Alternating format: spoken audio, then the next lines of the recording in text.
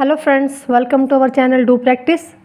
आज हम करेंगे अकाउंट्स में कि चार्ज अगेंस्ट प्रॉफिट और अप्रोप्रिएशन आउट ऑफ प्रॉफिट में क्या डिफरेंस है। अप्रोप्रिएशन आउट ऑफ प्रॉफिट और चार्ज अगेंस्ट प्रॉफिट का डिफरेंस समझने से पहले हमें पता होना चाहिए कि अप्रोप्रिएशन अकाउंट कहाँ बनता है, मतलब अप्रोप्रिएशन अकाउंट कौन बनाता है।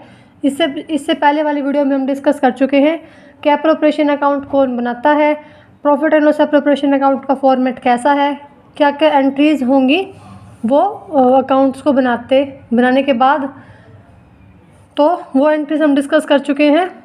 आप इनका डिफरेंस समझने से पहले वो मीनिंग चेक कीजिए कि प्रॉफिट लॉस अप्रोप्रिएशन का क्या मीनिंग है, कौन बनाता है और इसका फॉर्मेट क्या है। तो हम डिस्कस कर रहे थे distinction between charge against profit और अप्रोप्रिएशन आउट ऑफ प्रॉफिट। इन दोनों में मेन डिफरेंस क्या है, मतलब दोनों ही प्रॉफिट्स हैं, एक है चार्ज अगेंस्ट है, एक है अप्रोप्रिएशन। दोनों में क्या डिफरेंस है।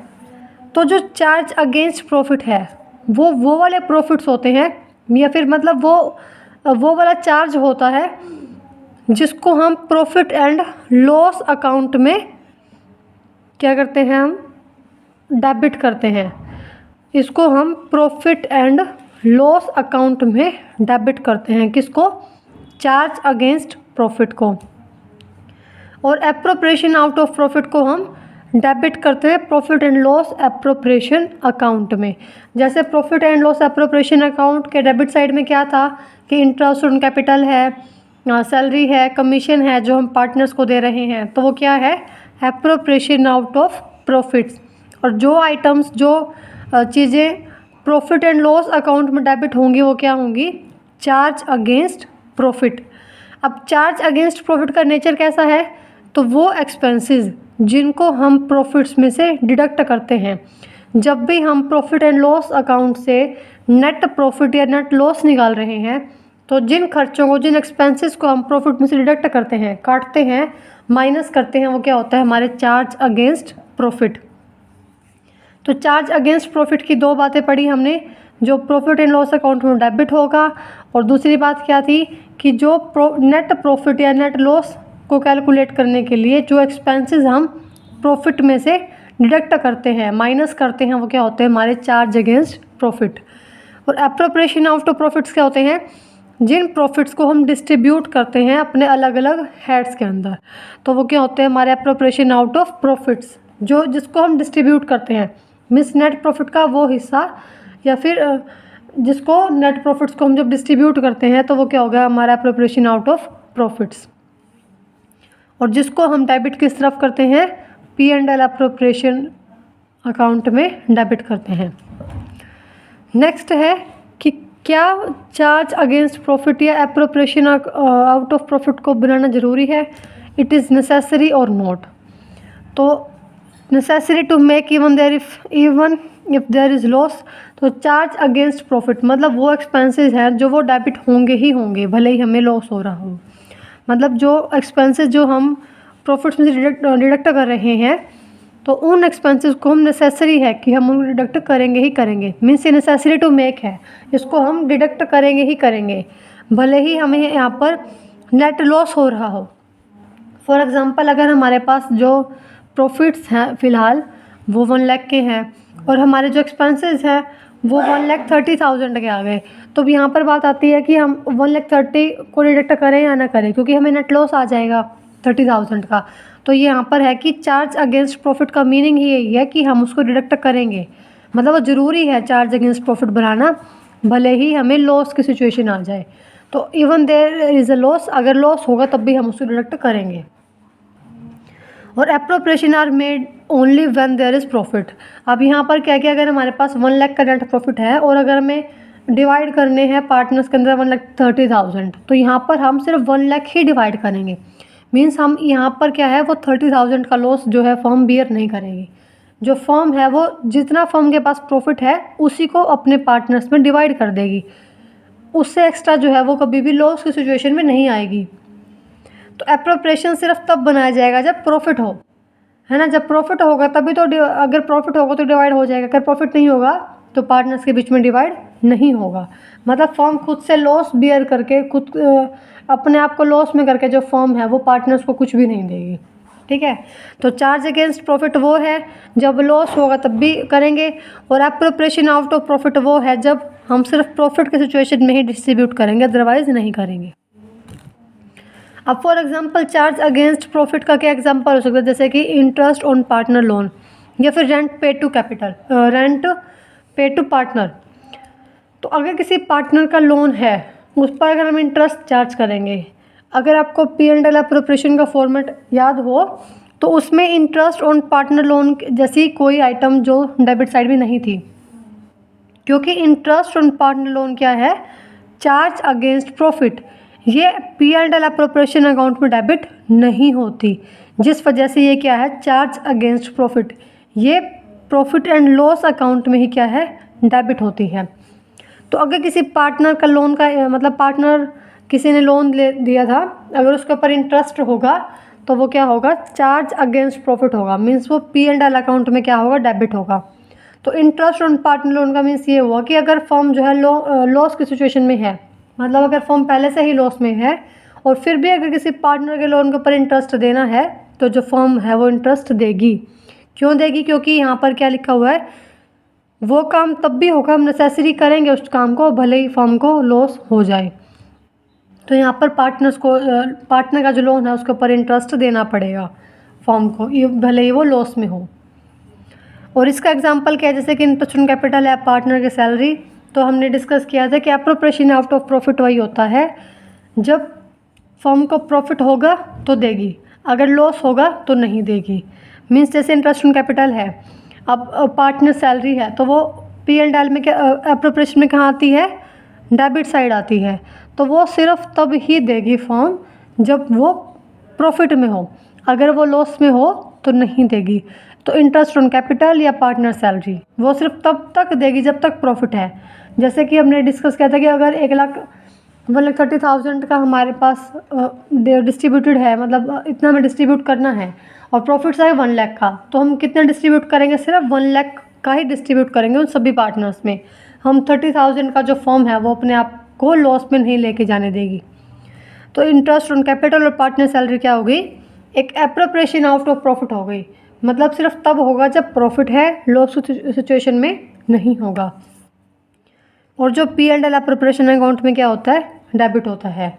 तो ओवरऑल चार्ज अगेंस्ट प्रॉफिट वो है जब हम वो एक्सपेंसेस जो हम करेंगे ही करेंगे भले ही हम लॉस की सिचुएशन में क्यों ना हो। और एप्रोप्रिएशन आउट ऑफ प्रॉफिट्स वो होते हैं जो P&L एप्रोप्रिएशन में डेबिट होंगे। और दूसरी बात, ये सिर्फ तब डिस्ट्रीब्यूट होंगे जब प्रॉफिट होगा, या तब तक डिस्ट्रीब्यूट होंगे जब तक प्रॉफिट होगा। प्रॉफिट से ऊपर जाके मीन्स अगर हमें लॉस हो रहा है तो हम डिस्ट्रीब्यूट नहीं करेंगे, और अगर हमें प्रॉफिट किसी ईयर में नहीं है तब भी हम डिस्ट्रीब्यूट नहीं करेंगे। तो ये सिर्फ प्रॉफिट की सिचुएशन में ही डिस्ट्रीब्यूट होगा, या तब तक होगा जब तक कि हमारे पास प्रॉफिट है, और ये लॉस की सिचुएशन में भी होगा, अगर हमारे पास प्रॉफिट नहीं है तब भी हम उसको डिस्ट्रीब्यूट करेंगे या फिर हम उसको डिडक्ट करेंगे। आगे हम करेंगे distinction between profit loss account and profit and loss appropriation account. Means दोनों अकाउंट अलग अलग हैं, प्रॉफिट एंड लॉस अकाउंट और प्रॉफिट और लॉस एप्रोप्रिएशन अकाउंट में क्या डिफरेंस है मेनली। तो प्रॉफिट एंड लॉस अकाउंट दोनों बनाते हैं सोल ट्रेडर भी और पार्टनरशिप फर्म भी, दोनों बनाते हैं। और profit and loss appropriation account सिर्फ कौन बनाता है, पार्टनरशिप फर्म, वो कभी भी सोल ट्रेडर नहीं बनाता, क्योंकि सोल ट्रेडर में कोई पार्टनर नहीं होता तो उसको कोई सैलरी नहीं देनी होती, तो उसको ये वाला अकाउंट बनाने की ज़रूरत ही नहीं होती। तो इन दोनों में क्या डिफरेंस है, फर्स्ट है स्टेज ऑफ प्रिपरेशन, मीन्स कब बनाया जाता है प्रॉफिट एंड लॉस अकाउंट। तो प्रॉफिट एंड लॉस अकाउंट कब बनेगा, prepared after trading account. Trading account के बनने के बाद क्या बनेगा, profit and loss account, and start with gross profit और ग्रोस लॉस।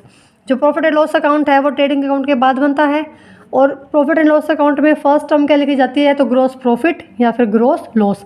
मीन्स जो भी ट्रेडिंग अकाउंट से निकल के आता है, ट्रेडिंग अकाउंट का बैलेंस क्या आता है, ग्रोस प्रॉफिट या ग्रोस लॉस, तो उसी से क्या होगा, हमारा profit and loss account start होगा।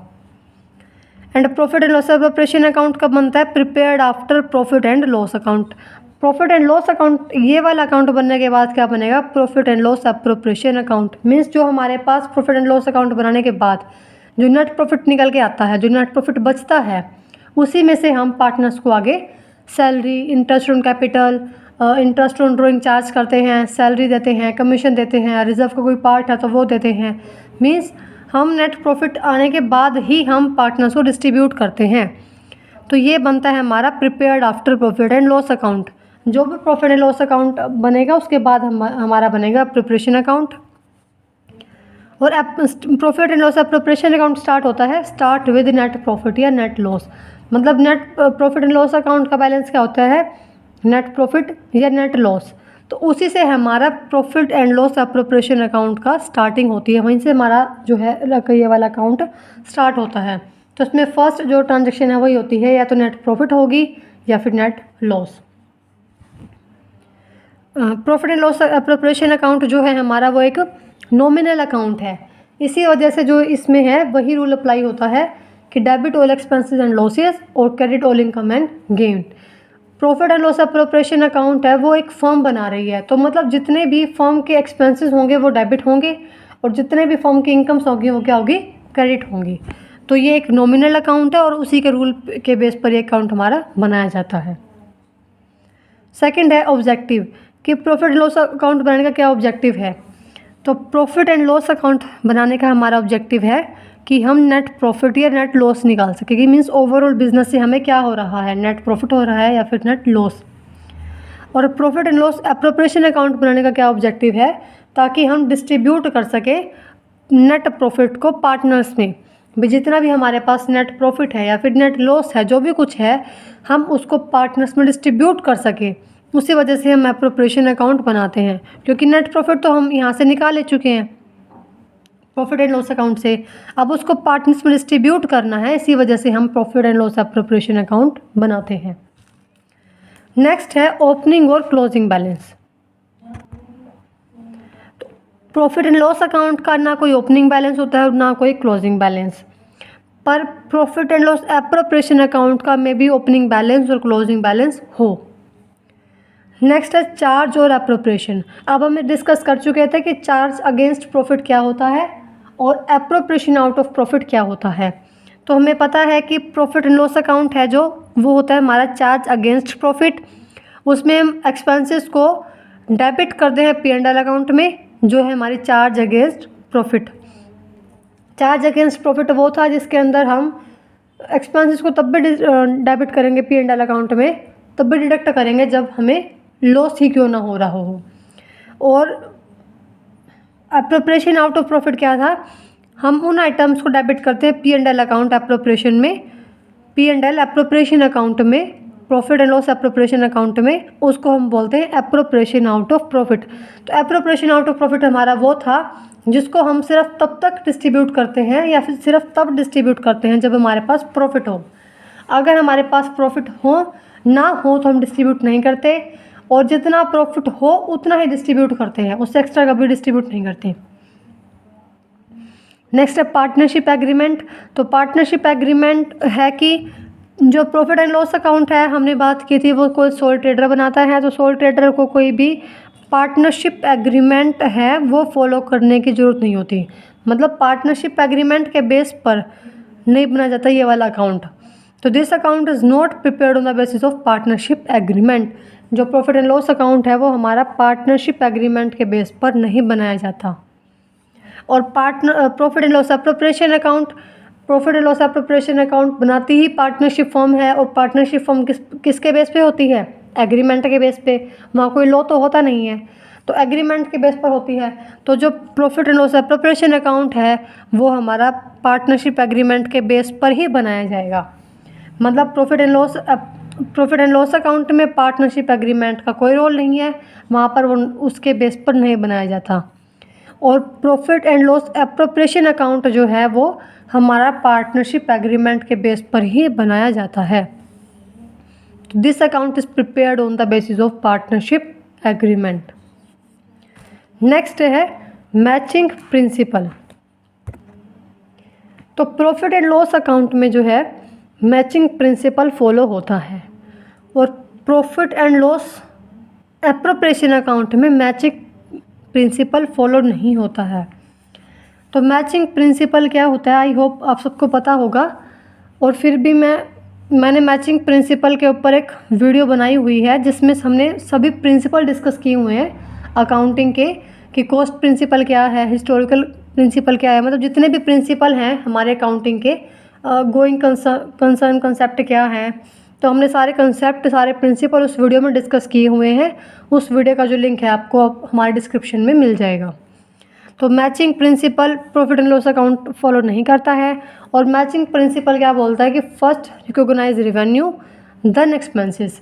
सबसे पहले हमें हमारी रेवेन्यू चेक करनी चाहिए कितनी है, उसके बाद हमें चेक करना चाहिए कि हमारे एक्सपेंसेस कितने होंगे। उसके बेस पर हमें रिजल्ट निकालना चाहिए कि मैचिंग प्रिंसिपल के अकॉर्डिंग हमें देखना चाहिए कि हमें प्रॉफिट हो रहा है या फिर लॉस। तो मैचिंग प्रिंसिपल को फॉलो करता है हमारा प्रॉफिट एंड लॉस अकाउंट, पर मैचिंग प्रिंसिपल को हमारा फॉलो नहीं करता profit and loss appropriation account.